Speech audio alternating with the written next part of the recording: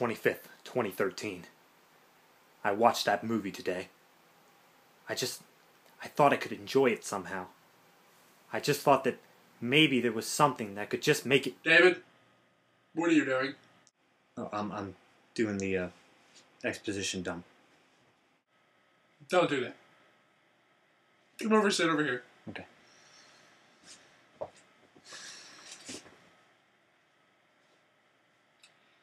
Well, we watched a movie today. Fading of the Cries. Which is a pretty cool title. It's a very cool title. That's almost exclusively the reason why we picked it. Also, that it's got Brad Dourif in it. And that's the other reason we picked it. All two. There you go. That's it. Movie done. Yeah, I wish it was that simple. Okay. Well, where do we start with this? Should we give a bit of a plot synopsis? What's the plot? Alright, let me see. That's always seems to be a problem with these movies, is the ability to discover the overall story. I like a plot. Or I like a challenge here in discovering the plot. I like a plot too. I like a plot too. They don't get it. Alright. There is a family who is being hunted by a necromancer, but we'll get to that. Because they have an amulet that will give some sort of power or something. That's the best I can do. I don't know. The main reason I watched this movie is obviously because I wanted to see Brad Dourif act a villain, because he does it so well. I mean, the first time I saw it was in Child's Play, and he's one of my favorite actors, so I wanted to see him in this. I think the majority of the budget of this movie went to hiring him. I beg to differ. Only because, I guess we can start with cast. Just the entire cast makeup. Every single person has done something. Well, I know. You had the little annoying girl from Seventh Heaven play the younger daughter. You got... The mom was... Superstar. Yeah, she was in Superstar and something. And then Michael. She was also in an episode of Law and Order. Michael, like one of the main characters, essentially, he is Kevin in the American Pie series. Mm-hmm. So they got a whole... I think the one person we didn't find out who she was the main protagonist. The main protagonist girl, who's basically... Who, interestingly enough, at the end of this movie, dies. But we'll get to that. So... It's kind of foggy how this works, It is. too. Oh, man. I don't really know where to start. I mean, okay, first off, it's a meh movie. It's a very meh. It's a meh movie. Now, we first saw the names for the people who were on the cast, and also we watched the trailer and we saw that it had decent production values. Yeah. So we were like, this doesn't necessarily look like it should be up the alley for a ShitFlix review. Then we saw combined the reviews on Netflix and IMDb, which is like dreadful, very dreadful. And they're like, all right, fine, we gotta watch this. Yeah. So. Popped it in.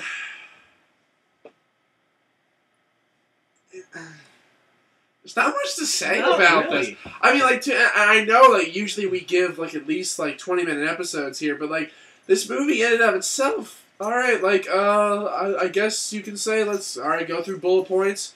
Acting, as we've already said, the actors are competent. Well, no, we haven't even said acting. No, but the actors themselves have proven competence. Everybody's done for this movie, though. Work. For this movie, to be honest, actually, Brad Dourif actually didn't even overact nearly as much as I had hoped he was going to. Yeah, I mean, I wanted to see him chew the scenery, and he didn't chew. Other people ate. There's a lot of biting going on, but. Just... When it came down to the acting section, like we said, everybody has had prior experience. except we can't vouch for the protagonist girl. We never even looked at her. But it's just, this wasn't a powerful movie on its own. And I guess that could flow right into the writing, the overall script. It just was boring, pretty much. It's such a fantastical movie. It's a very flat movie. It doesn't really know how to... It wants to be a horror film, and yet it has no idea how to be a horror film. If I had to guess, I think that they somewhat... It's got some moments. Yeah, they somewhat took a page from the first Silent Hill movie. They've got terrifying monsters. Well, a few. Well, you know what? Here, let's just show a picture of the one that keeps getting to me. Okay, this is I'm gonna mess up her name now. I have no idea what it's not. Salathis. It's Malin or something like that. I don't know. Her name doesn't matter. Just look at this. I thought it was pretty good. Oh, it's great, but oh my god. Oh my god, it was terrifying in some of the scenes for me. I don't know why, it just got to me. Good makeup effects. It definitely, Yeah, I guess, overall, I don't know if we're skipping here, but I really don't care about the acting part, or the writing part for that matter. When it came down to the effects, that's what saved this movie for me. Now, we both agree on makeup effects, but Matt has a special little thing about the special effects. Well, the special effects are not great. They're nowhere near the worst we've seen. Like, even compared to The Last Leprechaun, like, the effects are far better than that. And actually, at some moments, it definitely has some pretty good effects, but there's other times where it's so painfully obvious that something was either added in at post or green screen that it's kind of especially all the flares, and they're not lens flares, they're just all like these beams of light, especially in like this one room. It gets really distracting after a while. The practical effects I thought were great. I thought they should have used more actual fake blood. Yeah, because all of the CGI blood, or actually, should I say, the After Effects blood that they use, it's so obvious that it is done in post, there's no suspension of disbelief. Having said that, I guess they got the best people they could do at the prices that they got, even though I know several people on YouTube alone that probably would have done a better job for half the price, but... I can't... See, that's why it's better than Asylum. Yeah. But not by a whole lot. No, that's why I say that's your opinion, because I don't see... The green screen effects, he had trouble with. Because they use them a lot in certain Some scenes are entirely green screen, which can be okay. I mean, like, there are plenty of movies that do that, but then this movie has absolutely no idea how to use a green screen, no idea how to use shading for depth, also for the sound.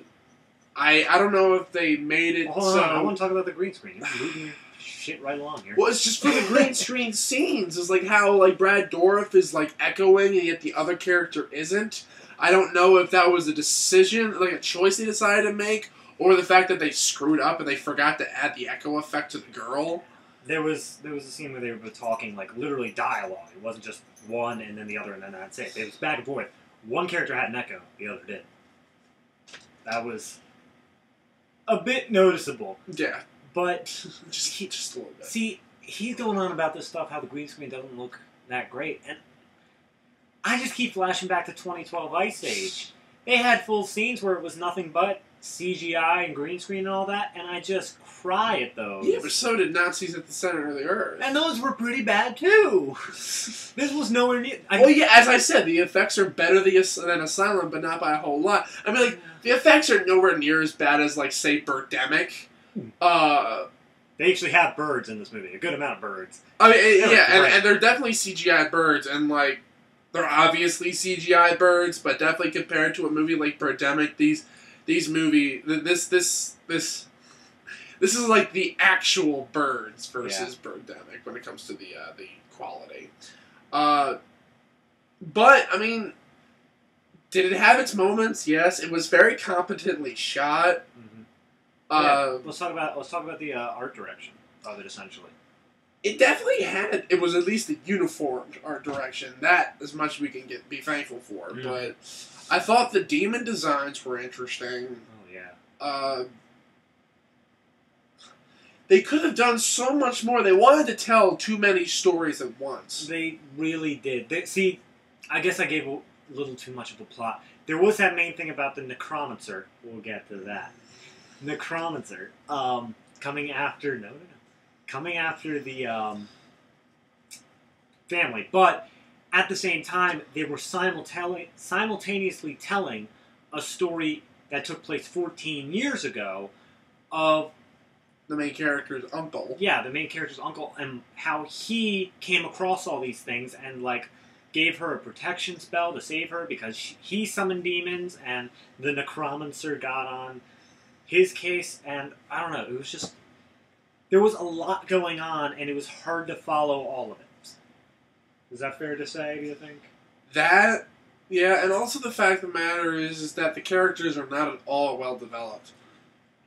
Like, like Brad Dourif's character is supposed to be this character who was trying to seek redemption for, the way that people treated him and his wife. I don't think he's seeking redemption. I think he's seeking revenge. Well, revenge, that's what I meant to say. But, revenge for it and whatnot. And, you wanted to... And, when he espouses this information, because Brad Dourif is a good actor, for the scene, you can buy it, but there's no connectivity with the character before that point. So... he's just an evil guy. Yeah. And you hear that line where he's like, they killed my wife and our unborn child, and then he just goes right back to being evil. Yeah, I mean, you can't, and also the other characters, also Jacob, Team Jacob. Oh my god, okay. Real quick. Let's go off track. There is a Team Jacob in this movie. No. Okay, the girl reminded me so much of Bella from Twilight. And the kid that plays, he's the protection spell. He's a physical manifestation of the protection spell that the uncle put on the girl. It's hard to explain. But he looks so much like a younger version of Jacob that I was just like, dude, this is like Bella and Jacob. And then he said his name, and I lost it. And his name is Jacob. I lost it. I was like, no, I called it. Okay, go on about him. Jacob. I was proud of myself. You know what? One thing about this movie, alright, I was telling David during this, near the end of the film, one of the reasons why the Underworld series is one of my favorite horror action movie series is because the female character is the strong, badass one that has to save the guy. This is the epitome of the save the damsel in distress scenario. And now that we've seen the end, they failed. They failed. They didn't save the damsel in distress. No, they failed to save 2 of the 3. Yeah, there were 3 damsels. There's the mom, and then the 2 daughters. The youngest daughter survives. And the funny thing is, the protection spell, Jacob, goes back to the necromancer. I'm going to call him properly. And he begins slashing away at him, and Brad Dourif says that, you can't kill what's already dead. He's like, yeah, but I can torture you and whatnot. I'm like, okay, 1, that doesn't seem very noble, so... Yeah, I don't know. I think he stops being a protection spell there. Mm-hmm. But 2, he just leaves the younger sister by herself in a house full of dead bodies. Not just a house, an entire town is literally just... Seems like the daughter, the protection spell, the necromancer, and then corpses. Hundreds of corpses just littering the yards. And she's just by herself now since her sister and her mom are both dead. Yeah. There's nobody to help take care of her, and also there's not enough exposition to give us any form of connectivity with any of the characters that are in the family, because you have, one scene of exposition before shit starts going down. Yeah. So, you really, you spend more time with the uncle character because you actually learn, to a degree, what he's going through, why he's going through it, the reasons for, You see his, you see the chain into madness. You see the chain of events that led from one point to another. Right. You don't have that with the rest of this, and also the editing is so poor. Okay. Let me rephrase. the editing, as in terms of pacing the story, is very poor. Now, like, the editing in and of itself, like, if you take it from scene to scene, isn't bad. It's pretty standard. It knows rhythm relatively well, but the overall pacing and tone of the story, forget about like tension and whatnot. Like, there's a couple scenes where it was a little tense, and it was mainly just because it was because of the demon designs and whatnot, and that was really what made the whole scene tense. It's not. It's like it was mostly her, it's like that female demon. Beyond the Black Rainbow flashbacks here, just like horrifying things I shouldn't be so horrified at.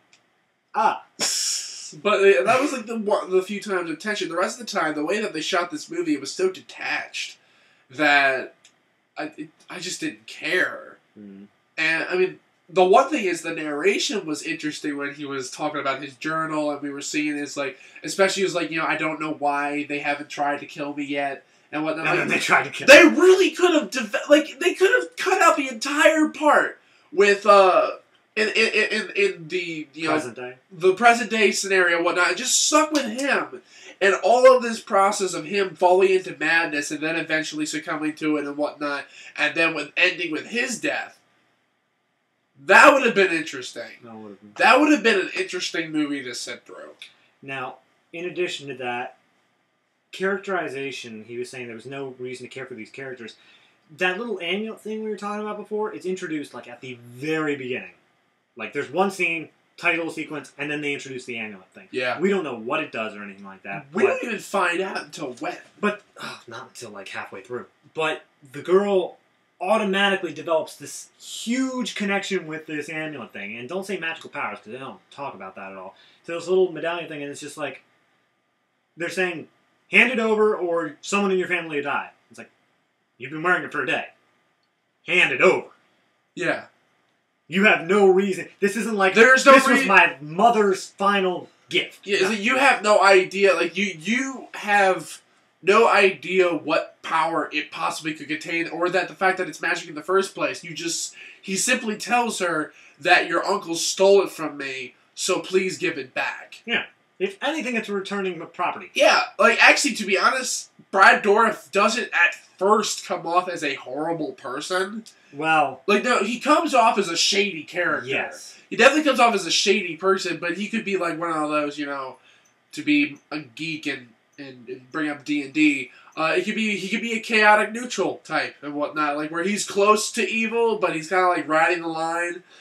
At least that's the first attitude I got off from him initially, until all until everything happened. All the guys came out, started chasing them, and all that shit and whatnot. And that was a point from basically going from ambiguousness to his possibility of being evil to certainty, which is a good progression. But the thing is, though, they could have done it a lot better. It all keeps coming back down to the writing for me, because the writing sucks in this movie. There's a basic understanding of plot and form, and structure, but overall, no life. I mean, occasionally everybody has like a little interesting bit. It's like every character has a line or two where it's just like, it makes them seem almost human. Yeah. But then very quickly you realize you are a character in a movie. But you are and even worse, you are an actor playing a character in a movie. But for a paycheck. We're almost out of time, so I said we'd get to it. Necromancer. Necromancer. Let me spell that out for you. Necromancer. This is how they pronounce necromancer throughout the entire film. Now, I don't want to know if there's some etymology geek that's going to comment saying, well, actually, in the Scottish pronunciation, it's actually correct to say... Or the old English pronunciation, yes. I don't care. This is how everybody says it. Necromancer. That, at least everyone that I know. Everybody says it that way. Are you trying to be witty? Are you trying to be clever? Are you trying to make it sound... It's like calling dragons wyverns, or whatever. Wyverns or wyverns or whatever exactly. the whole It's just like called. they are dragons. You can call them what you want, but they're still going to be dragons. Yeah, they're dragons. Just stop. You can make them seem as unique as possible. They're dragons. But it's just... Yeah, that's... I'm done. I got nothing. I've got nothing. Final thought. Just final thought. Wrap it up very succinctly. Final thought? Mm-hmm. Guy did not know how to use a katana. Nope. Okay, yeah, you're saying you could do better? Yeah, I can do better. You could do better. Okay. I'm sure. You couldn't, like... Dude, I can totally be your protector. You couldn't protect me from a chihuahua.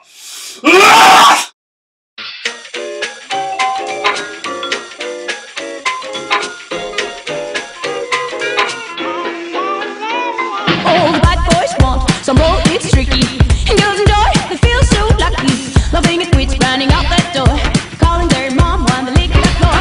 How the funky monkeys got them walking stores. They're outside and rolling like a rap record. Protection! Protection! Protection! Ah! David? David? Ah!